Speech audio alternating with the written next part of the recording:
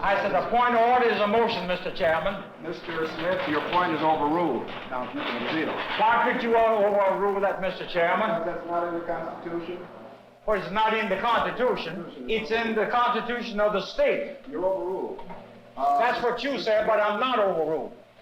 These are standing committees of TWO who report once every week to the steering committee as to what their activities have been during the past week.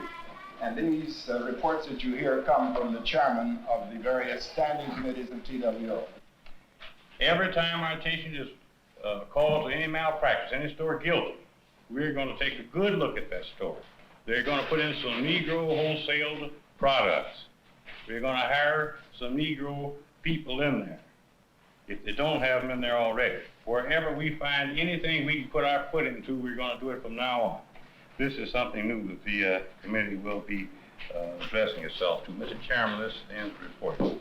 Before Woodlawn was organized, there was a tremendous amount of defeatism, helplessness, and hopelessness because people thought they had no voice and that they had no power. Today, we find that there's a great deal of motivation. The so-called lethargy and apathy that is usually attributed to Negro communities is not found here. We are moving forward in as militant a way as we can to change the face of our community, and we feel that we are on the way to great success. TWO stood for Temporary Woodlawn Organization when Alinsky first came to organize Chicago's most notorious black ghetto in 1960. Today, it is simply the Woodlawn Organization. It was through the pressure of some of the clergymen, particularly Father Farrell, our pastor at Holy Cross Parish in Woodlawn, that Mr. Alinsky was prevailed upon to begin the work in the Woodlawn area. He had never worked in an all-Negro area. In fact, nobody had ever developed a community organization in a Negro area before that. So he didn't know what to expect. He didn't know whether the principles and programs and techniques which he had developed would be viable in terms of creating a community organization there. So what we did was to try, because it's a poor area, our parishes are poor, tried to gather together the first funds for the 3 years of operation. The yearly budget was approximately $50,000. This was raised from Presbyterian funds, Roman Catholic funds, and some foundational funds. It was an area which had been greatly studied by social workers from the University of Chicago and from the city, but where there never had really been developed the kind of responsible leadership in the area where the people themselves would know that they would have a voice in solving the problems of the area. One of the first jobs we had when we were organizing around there, when we would be saying to people, come to the meeting, people would react and say, well, look, mister, everything you say sounds good. What's the use of our going there? What's the use of our trying to do anything? What's the use of our trying to organize? The bulldozers are coming and we're going to be on our way again. The poor were simply bulldozed out of their residential sections. Sections were cleared, and middle-income housing was developed in its stead. And the poor, where they were put, nobody was really concerned about. Now, this was the background of urban renewal, and this was one of the big reasons, the impelling reasons, for the organization of the Woodlawn Organization. When the university unilaterally announced its plans to expand its campus in North Woodlawn in 1960, it selected itself as Alinsky's enemy, around which to build his organization. Using the now familiar techniques of sit-ins, voter registration campaigns, and other mass demonstrations against the university and the city's housing authority, TWO succeeded in forcing the postponement of the university's plans and won for itself involvement in all decision-making for the renewal of the Woodlawn area. The technique which I have seen employed in Woodlawn and in some other places over the country is to pick out a given object, whether it's Eastman Kodak Company or the university or any other institution or group, and to organize the community in a spirit of hostility and anger against that group.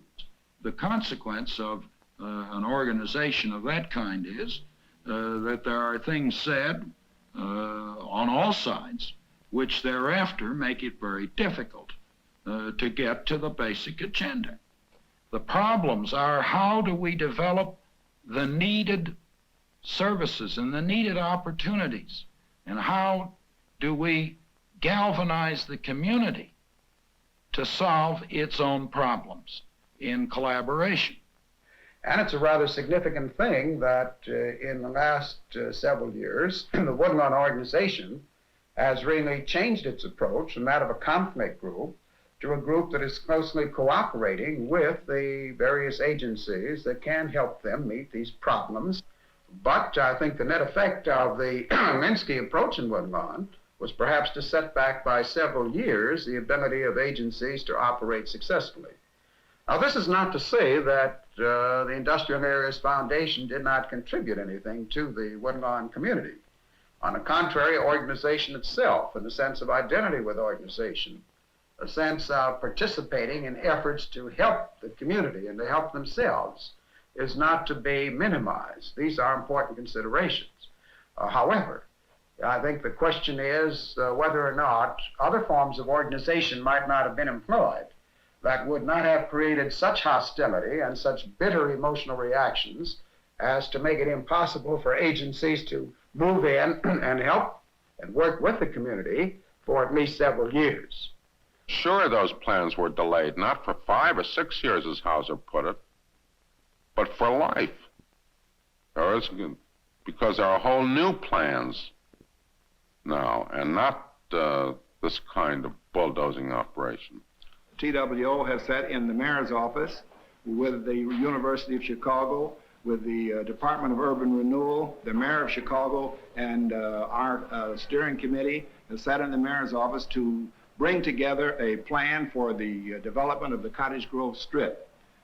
By that we mean the area from 63rd Street to 60th on both sides of Cottage Grove.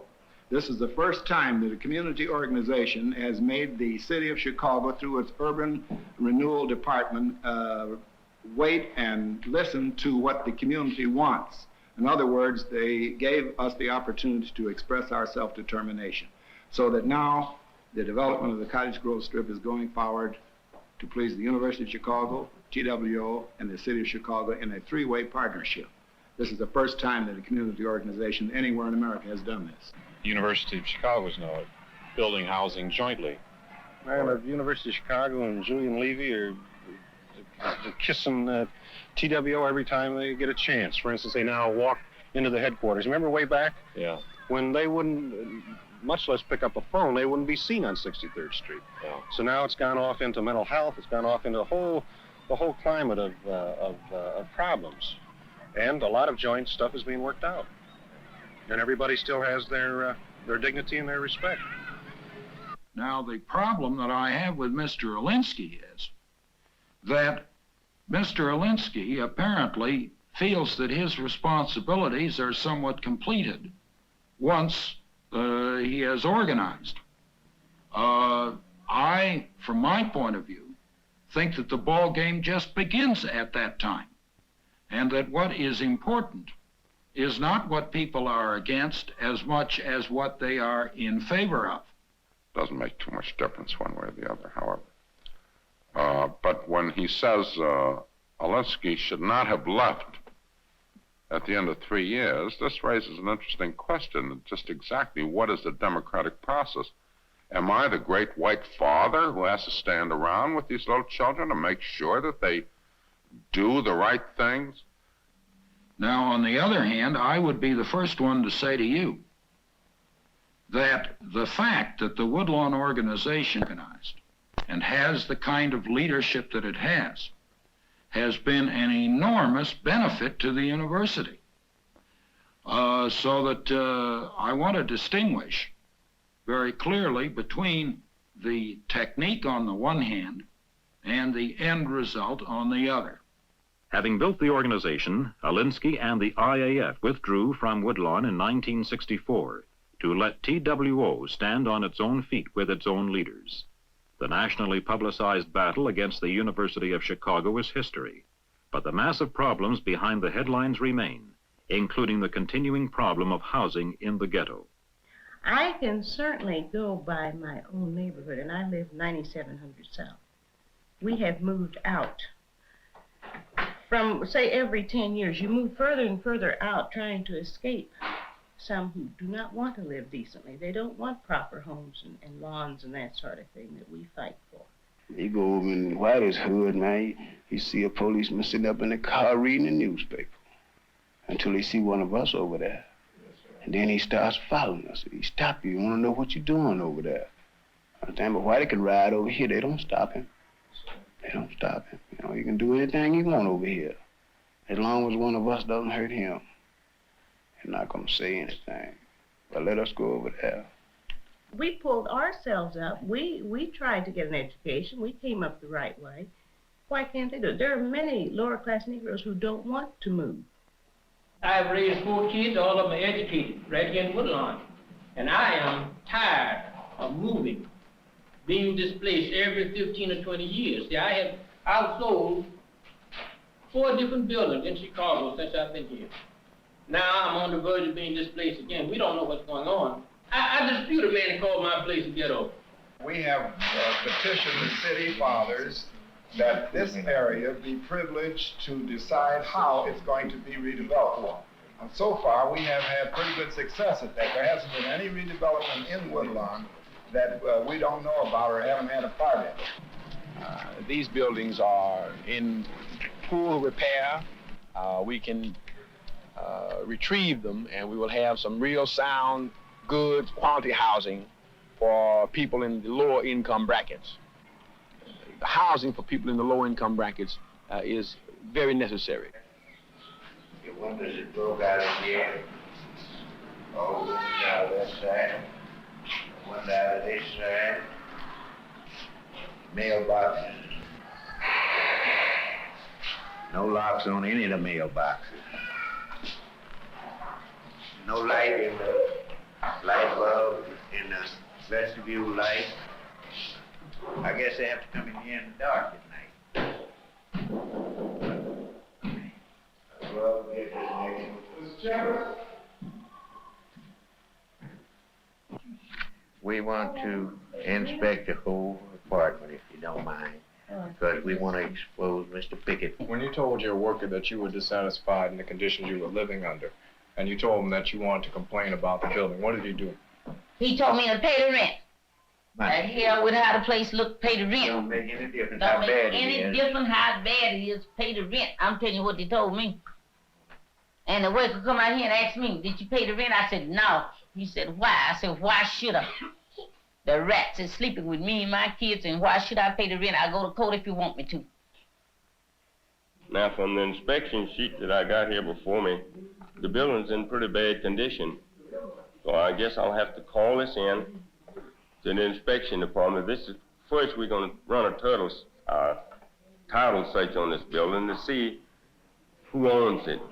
Because a lot of times when you go to the tenants and ask them who owns the building, they don't know. They say, well, I don't know, I pay my rent to the lady downstairs. So we're going to have to run a title search on this and find out who owns it. We do the same thing for all the people that we call in. We give them a certain time to fix the building. We try to get them to come in to negotiate. If they don't do it, then we have to use other means. Like what means do the tenants use, and how big of a part do they play? Well, the basic role that a tenant should play in a building of this kind, when we first approach the landlord and give him a list of the things that are wrong in a building, they ask for a meeting with the landlord through the TWO's housing committee. If the landlord does not respond to the meeting, or if he comes to the meeting and is recalcitrant and slow in coming to an agreement to make necessary repairs, such actions such as a rent strike might be voted. The tenants will then band together and withhold their rents. They will not squander the rents. They will put the rents in escrow and there to remain until the landlord agrees to bring his building up to some kind of acceptable standard. Well, Reverend, who takes the first action? The tenants in the building, like a building like this, Or does TWO make the first move? Sometimes the tenants may take the first action, or sometimes TWO might take the first action. It will all depend upon the situation. However, we prefer that tenants take the first action. We just decided we hold our money. And we asked for the support of TWO, and we got it. So the landlord refuses to come in to negotiate with the tenants, so we went to him with the picket. So he negotiated with us, and we got 5 or 6 people around now doing the work, which is electricians, plumbers, decorators, and the stairs are repaired and the plaster is going in. A very successful picket we had. Well, I tell you, we're going to like to have Ms. McCougan come in and help us with this other rent strike. She was so successful on this one. I'd like her to come in and do a little work on this one here with us, too, because we need all the help that we can get. All of the tenants, or a large majority of the tenants, have to act in concert. So that if the landlord wants to evict anyone, he has to evict all. The one that we was picketed for, he happened to own this building. Some of the tenants from the building in which Mr. Pickett lived came out and joined the picket line. They told me that if we come back next Sunday, they would be there ready to march again. So that shows that people are interested in the fight against the slum landlord. We'll be looking forward to seeing you people Monday night. No, next Thursday. I was thinking about Monday night was delegates meeting, but next Thursday. And Sunday for the demonstration, everybody. Are we going to need babysitters? We're going to need babysitters. I think we're going to need babysitters because if we're going to get all the tenants out, we're going to have somebody to take care of those kids while they're there because it's quite a few kids in that building. I'll alert the commander that we're going to be out so we can get an umbrella car to make sure that nothing happens out there. All right, well, you know, the only critical thing that I'm concerned about is that all of the tenants are involved. You know, this is their victory. And certainly one of the ways that we make sure that they feel that they participated is to have them involved in that picket. Have them out there on the streets for about an hour. And then if that doesn't work, of course, we'll have to take other means. Where does Pickens work? Pickens doesn't have a job. He owns buildings. He owns buildings. Right. What about finding out how many slum buildings that Pickens has got? And let's pull a rent strike on all of them. Yeah, that's a good idea.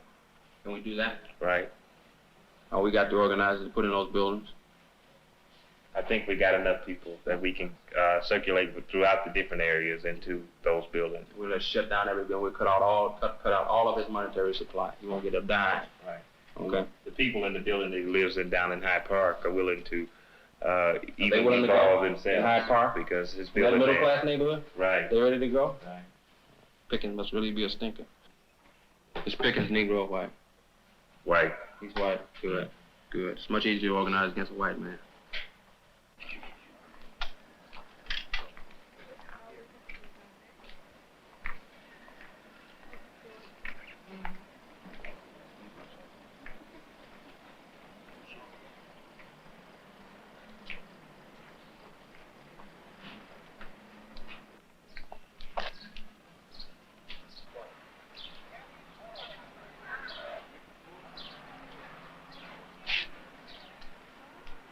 What's this, ACT? This ACT organization?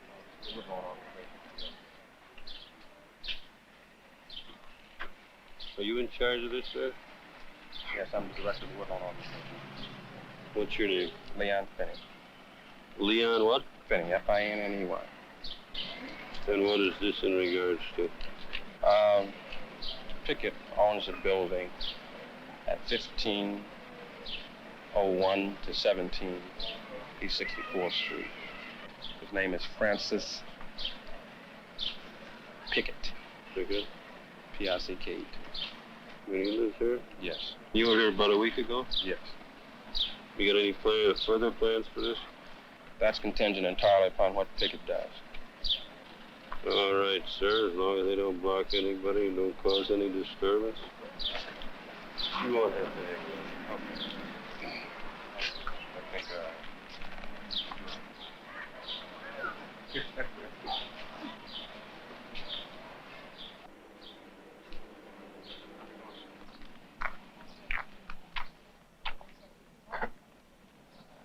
These tenants out here to do something about their building, Yeah. right? Right. And they're not... Are you representing them? No, they're representing themselves. Well, do they have counsel? Sure, they've got counsel. All right. Now, has this counsel filed suit in the courts? Sure, that's already taken care of. How long ago was this done? That's already taken How long care ago of. did But the critical question is this: Wait a how second. do they How get? long ago how do was? they get- How long ago was? Do you want to discuss this matter, or do you want to Well, argue? I think I'm raising a very relevant issue that I don't think you have to define the issue. The issue here is this: very clearly, how do we get something done now? All If right. the courts are too slow, Yeah. we've got to take other we've got to use whatever means we have at our disposal to effect some change. Yeah. Now, if you want to know the truth and picket, Uh-huh. call these tenants yesterday, begging them to call off the picket. Uh-huh. They asked Pickett what would he do right now. He said he couldn't do anything this week. They said, well, we'll picket until you begin work. Yes. So the picket is having some effect. Who lives in How the do you get building? hot Wait a water? minute. How do you get hot water? All right. Yeah, but you live in a. All right, then. If you have some kids, and Yeah. it's cold in winter time, Yeah. you got rats. I mean, we live in a building like this here. Rats carry rabies, man. If a rat bites your child, what you gonna do? Nothing. They don't carry rabies in Chicago. No, They you do don't- not. that you In don't fact, I know. work in No, a medical that's- clinic. that's and not the it's point. They do not Well, you carry ought to rabies. tell a baby that got bit. You ought to tell a baby of a mother whose That's kid the got bit reason by a rat they that ju- rats That's don't the carry reason rabies. they don't give anti-rabies shots routinely for rat bites in the city of Chicago. No, but even so, your point like this. Sir. 2 years ago, a rat bit a baby and the baby died. What's that? If the people just decide now to do something about it, the fact that they've made a decision at this moment, does that entitle them to do anything about it?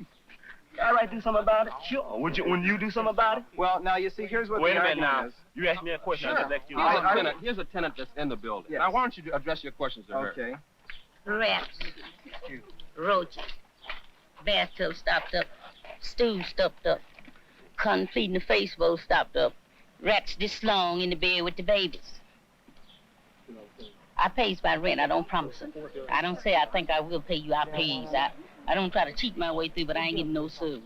Froze all the winter. I'm here to tell you. Grease this deep upside the wall where the rats been sliding in and sliding out.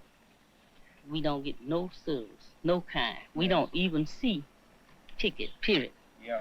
There are institutions that also can provide remedies for solving these problems, and these institutions haven't been gone with him to. in the morning if he go. Well, because I want to know. then you have to I get a wanna lawyer know who will take him why. to court to file a Why did I subpoena freeze who all will the bring... winter and paid my rent? Why? Why did I pay him rent and live with rats and You're roaches and absolutely the right. other kind? I agree with I'm you. ready to go to But court. you just soon not to have it in the neighborhood. Is that right? I'm not You'd saying- rather have no, it in the that's courts? not what I'm saying. Well, you seem to be basing most of your argument on moving the whole issue to the courts. Well, that has nothing to do with neighborhood. I mean, would you not? Then what you're saying, in fact, is that they shouldn't be here. They should be in court. Is this what you're saying? I'm saying that there's a way of solving problems in a society. When a society agrees to work by law, then you try to use the laws that exist first to solve the real social problems that exist. So they And shouldn't if be it- here now, right? No, I'm asking her to take full advantage of the civil rights that she has. The only thing I'm suggesting is this: that the remedy Some that of you're them have talking really about been in court. Some of them have really is been in too court, but slow. he didn't ever show. You've He never only come. filed It's 2 too months slow. ago by your own word. How many babies have got to be bitten? How You many have roaches to- have got to crawl over people before you get some action? Picketing is a perfectly legal approach. There's nothing wrong with that. Secondly, in organization, you avoid the courts like a plague. To begin with, action is essential to any organization. When the university was faced with the prospect of a slum landlord that came in and bought a big piece of property in the University of Chicago section and converted it into slum tenements, and the university found that through its genteel methods of trying to have his insurance canceled and his club associations have him ostracized and blackmailing him all over the place, it didn't work. They bought the building at a tremendous price. What do you do in a poor community where you don't have the money to buy the building? President, this is the housing report. I move that it be adopted. This is the time and the place for open discussion. To the chair and to the steering committee, I don't know why it didn't get in the minutes. Mr. Arvis Fisher, who is a member of the steering committee, asked the chairman, Mr. Bland, about a planning committee. And Mr. Bland made this as a reply. It's nothing to study. Then I asked Mr. Fitzgerald, would you direct that question to Reverend Brazier? And Reverend Brazier made it very clear. I am so busy with this or with that, I cannot tell you when a planning committee is made. This was done here in the steering committee. Well, will you agree? No, I do not.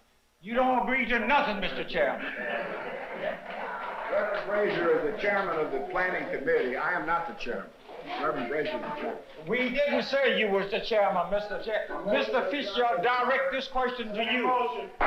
Let's all stand and we'll have the benediction by Reverend Jarvis. There isn't the militancy and the boiling over that you get in Rochester or Buffalo. So there's a feeling of, well, they've been co-opted, or they've got middle class, or this, or that, and so on. What you've got to understand, realistically here, is that Woodlawn got the power. And once getting the power, they were now using it. They were now engaged with making deals. And this was the reason they came into being. This was the reason they got organized in order to get the power to do this. Now, through the 3, 4, and 5 years of organization, as they got the power, they moved not only into a situation where, one, they stopped the threat of their being bulldozed out, so that there was a planning committee set up, and they had the majority of the people on the planning committee, so that they began, and they brought in their own planners as well, so they began to plan their community for themselves. Once they achieved power, they have been arranging all kinds of massive job training programs and job placements within the community. It's a question of a number of services, and here's where Julian Levy has to learn some of these things, and he's been learning. It's a question of a number of services. It isn't of a community getting services. It isn't just getting the services, it's how you get them. It's whether you get them as an independent and an equal, and you decide this is what you want, instead of this good-hearted, paternalistic, colonial society outside that says we're doing this to you for your own good. Now, it's a long way off from being paradise. No community is. They've got a long fight ahead of them. And now, the University of Chicago and the Woodlawn Organization discovered they have many compatible goals. There are joint educational programs now being launched in there. And when Levy says, which I thought was sort of a contradiction, we didn't like his methods, it could have been done through other methods. It couldn't have been done through any other methods. Simply couldn't have been.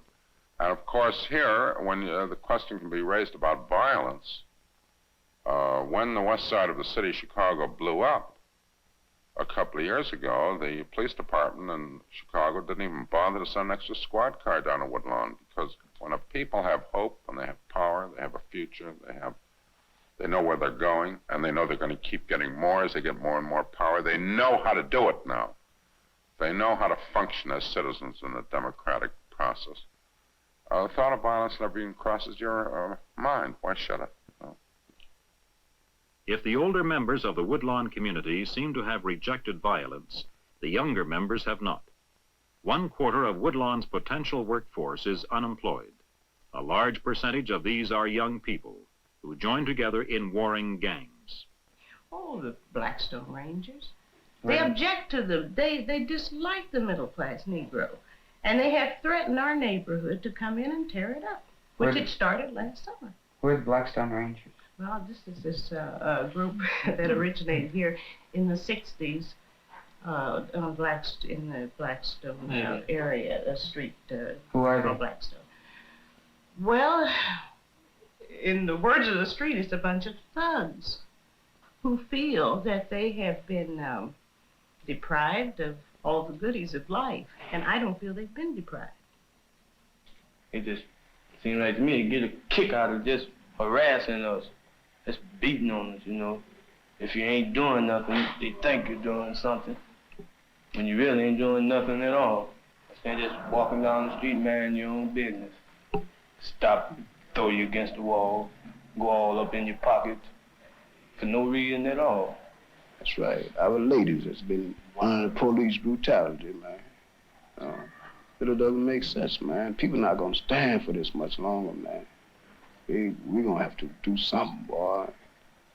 We still under those slavery act. White eggs, they promise you this and promise you that. Understand? But you ain't gonna get it like that, man. You're not gonna get it. Understand? And we are ready to stand as black princes, and which is really under the Blackstone Nation. Understand? And this is our goal.